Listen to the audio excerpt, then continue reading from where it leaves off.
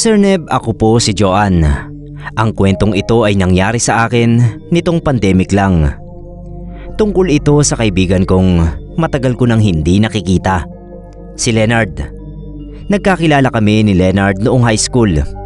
Isa siya sa mga unang naging malapit sa akin dahil transferi ako mula sa Maynila. Lumipat kami sa Albay nang makapag-asawa uli si mami ko. Naging close kami hanggang noong graduation noong 2014 at kinailangan ko na ulit bumalik sa Maynila para naman doon mag-college. Kasama kong bumalik sina mami at tumira kami sa San Andres. May communication pa rin naman kami through Facebook. Pero unti-unti ring dumalang nung makagraduate ako ng college at makapagtrabaho. May time pa na nag-deactivate ako ng social media accounts. Nung time naman na magfe-Facebook na uli ako, nalimutan ko na yung password ko at email kaya hindi ko na na-recover. Gumawa na lang uli ako ng panibagong account at hindi ko na na-add doon si Leonard. Fast forward sa pandemic, naging work from home na lang ako at tinamaan ng lockdown blues. Para akong na-depress noon dahil nakulong sa bahay. Kung ano-anong negative ang pumasok sa utak ko at nag-hallucinate na nga ako noon. Kaya naisip kong nababaliw na ako. First of all, si Leonard kasi ang nakikita ko. Nakaupo sa dulo ng kama ko at nakangiti sa akin. May sinasabi siya pero wala siyang boses. Nung maalala ko uli siya ay naisip ko siyang i-add sa Facebook. Kaso wala na yung account niya. Deactivated na yata. Ako naman hindi na nag-effort na hanapin siya o ano. Tuloy lang sa buhay. One time nakita ko na naman siya na nasa labas ng gate namin at nakatingin sa bahay. Napadaan lang ako noon sa may pinto. Tapos nung makita ko nga siya, edi binalikan ko ng tingin. Kaso wala na siya. Namalikmata lang ako. Napapaisip na ako noon, Sir Neb, kung bakit 2 times ko na siyang nai-imagine. Kaya hinanap ko na talaga siya. Pinagtanong ko sa mga kakilala ko sa Bicol at doon ko nga nalaman na namatay pala siya sa COVID. Kinilabutan ako kasi feeling ko kaluluwa na lang niya yung nakikita ko. Ang problema ay bakit siya nagpapakita sa akin? Galit ba siya dahil hindi ko siya inad nung gumawa uli ako ng bagong Facebook? Parang ang babaw naman nun. Sigurado ako na may mas malalim na dahilan kung bakit siya nagpapakita. Kaya pinagdasal ko na lang siya.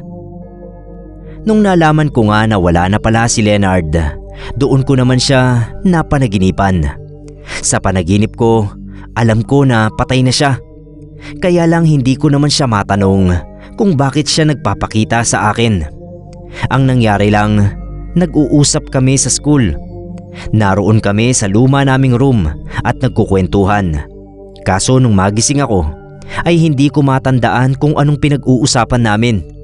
Pero natatandaan ko na masaya kami. Pagkagising ko ay pinagdasal ko uli siya.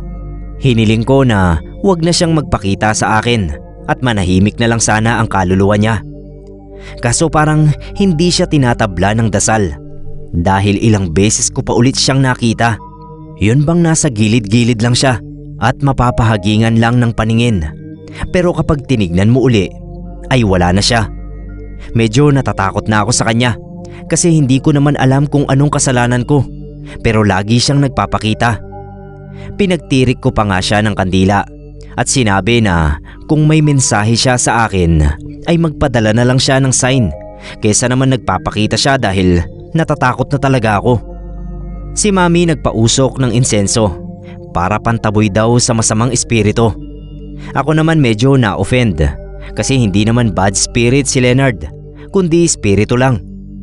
Pero sabi ni Mami, yung mga multo raw ay demonyo na nagpapahirap ng kalooban ng mga buhay.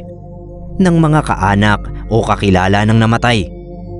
Ina-admit ko po na may point siya roon kasi nahihirapan naman talaga ako sa ginagawa ni Leonard, pero hindi naman totally apektado ang pamumuhay ko. Sinabi ko yon at pinandilatan ako ni Mami. Naiimpluwensyahan na daw ako ng masamang espiritu dahil pinagtatanggol ko pa. Natawa na lang ako kay Mami, pero siya, sineryoso niya talaga yung katwiran ko. April 2020, medyo maluwag na yung lockdown. Kaya nakapagpapunta na ng espiritista si Mami sa bahay. Ang sabi ni Kuya Vic, yun ngang espiritista, may kaluluwa nga raw sa bahay namin. Pero hindi naman daw masama yun. Ligaw na kaluluwa lang daw na naghahanap ng closure. May unfinished business. Ganoon daw. So si Leonard nga yung naiisip ko. Pero ano kaya yung unfinished business ni Leonard? Naglabas ng baraha si Kuya Vic. Yung cards talaga na ginagamit sa Tong Its. Hindi yung mga tarot card. Pinakat niya sa akin ng makailang beses. Tapos pinapili niya ako ng 2 cards. Yung unang card ay Jack of Hearts. Ibig sabihin daw ay lalaki ang kaluluwa sa paligid. Lalaking nagmamahal. Sunod na card ay Ace of Hearts. Pagmamahal din ang kahulugan. Masidhing pagmamahal. Nagulat ako. Hindi ako nagsasalita pero sa isip ko, nagtatanong na ako. Si Leonard ba talaga yung kaluluwa na nasa bahay? Baka ibang kaluluwa yun. Kasi sa pagkakaalam ko ay may girlfriend siya.